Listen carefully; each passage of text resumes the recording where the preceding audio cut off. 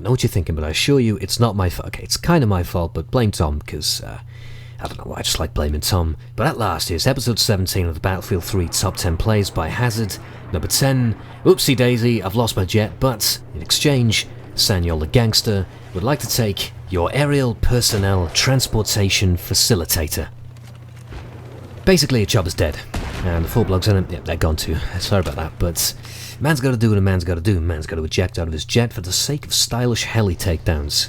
Number 9, I can only assume set to War Tape's audio settings. It's also set on Demovan Peak Conquest, where Jack, our engineer, is proceeding to make his way through the tunnels. And Jack has seen the Humvee.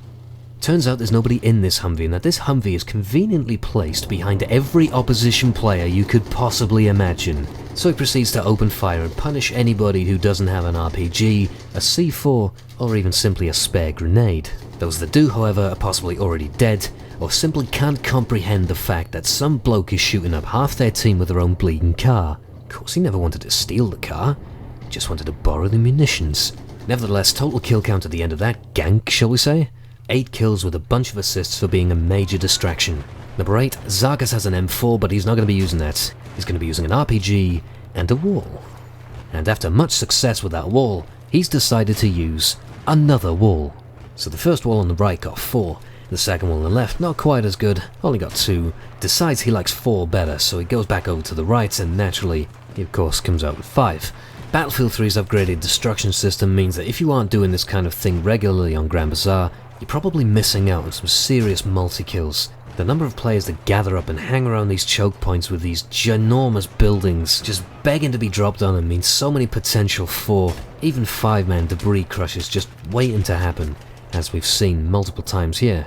15 people were harmed in the making of this clip. Number 7, who's that jumping out the sky? Siaku Raskirio. Here we go. Coming down from a parachute he placed for himself as a recon, then switched out to support to prepare a mass C4 drop in a full semicircle, arcing around the base and detonating to clear out half the base, racking up an 8-man multi-kill, wiping out the entire perimeter to help his team gain easy access to the bomb sites. He's able to get another 2 with his Type 88 LMG before he's taken down for his actions.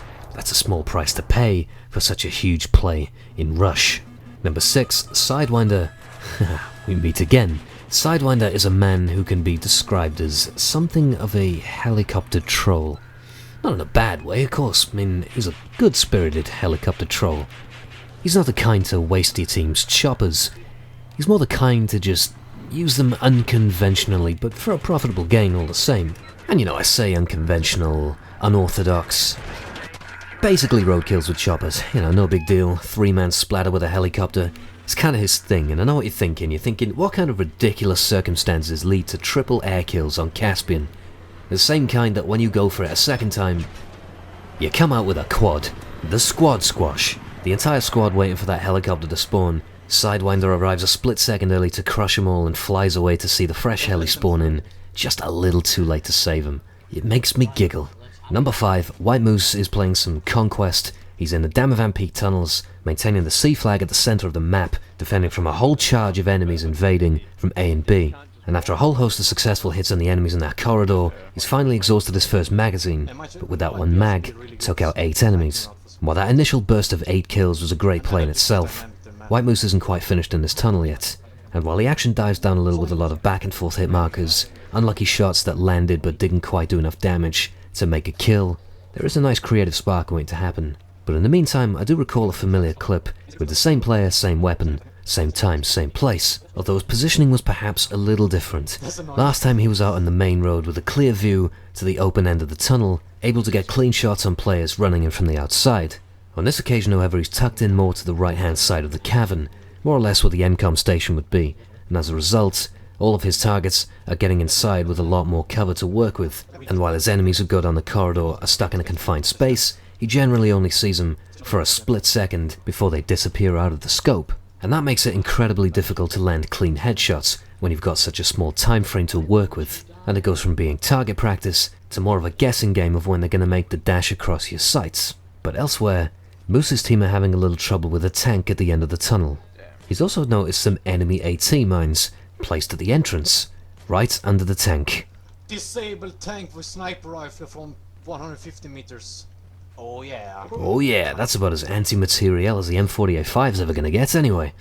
Who needs 50 caliber rifles when you've got conveniently placed explosives? But looking back at the tank a second time, the same gentleman has replaced the landmines. Sir, do you not quite see what is going on here? The reason the tank keeps catching fire, the exact same time your landmines happen to be disappearing, it ain't coincidental, buddy. It's because Moosey's shooting the fucking things and he's killing your tank. Careful where you put your mines, fella. Number 4, Operation Metro plus light machine gun plus hip fire. It's like clusterfuck stairs, but it's not quite from the same perspective.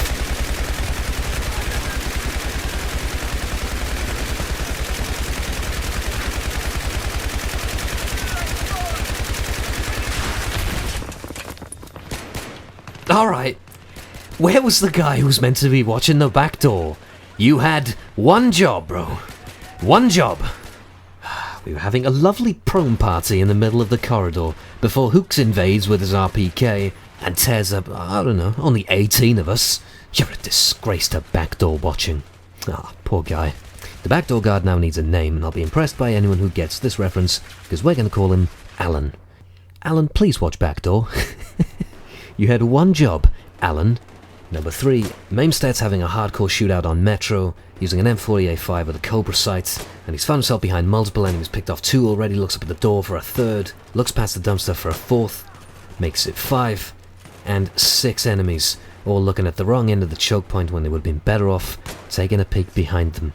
Turns his attention now to the double doors as he's awaiting the next wave of enemies, gets another 2 bad guys, one of which was being revived. Goodness knows where that dude came from, but he got hip-fired nonetheless, instantly taken down, and there's a piece of advice I learned from a certain shooter game that should ring as gospel no matter how much better your other shooter game might be.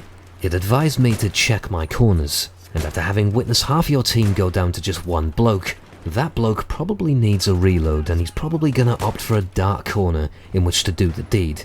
I'd encourage you to take a look around before you go sprinting in through a doorway, or else you might feature on the wrong end of someone's top plays. Mamestad's destructive spree not too dissimilar to our number 2 clip by Accuse, also opting to have a bit of fun in a hardcore shootout, this time in a deathmatch on Carg Island. And given the layout of the map and the multiple points of cover, this looks kinda cool.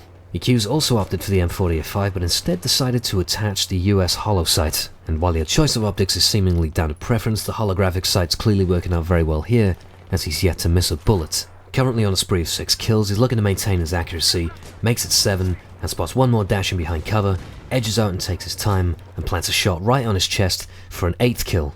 Decides to head back out towards the warehouse, gets number 9 and 10.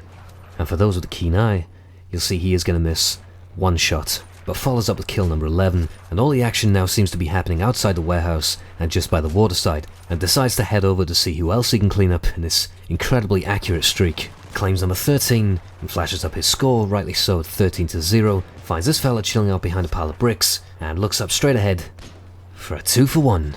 And after watching that one back a few times closely, I counted 16 shots and 16 kills, a well on target streak. Number 1, Anarchy X Ninja. Now, if I remember correctly, the top competitive team, or at least one of the top competitive teams for Battlefield on the Xbox, is a team called Sons of Anarchy.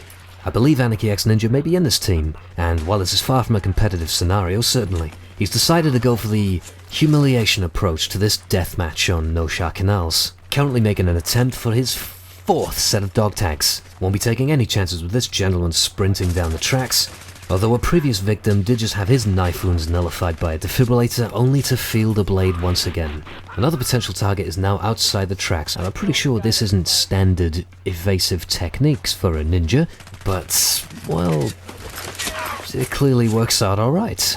Now with 6 stabs to his name, it's time to jump down off the tracks to the ground level, scare the living shit out of this guy, hop around everywhere, gets a slash, not what he wants, he gets the animation, gets the dog tags, turns around, shotgunner with his back to him, goes for his squad mate.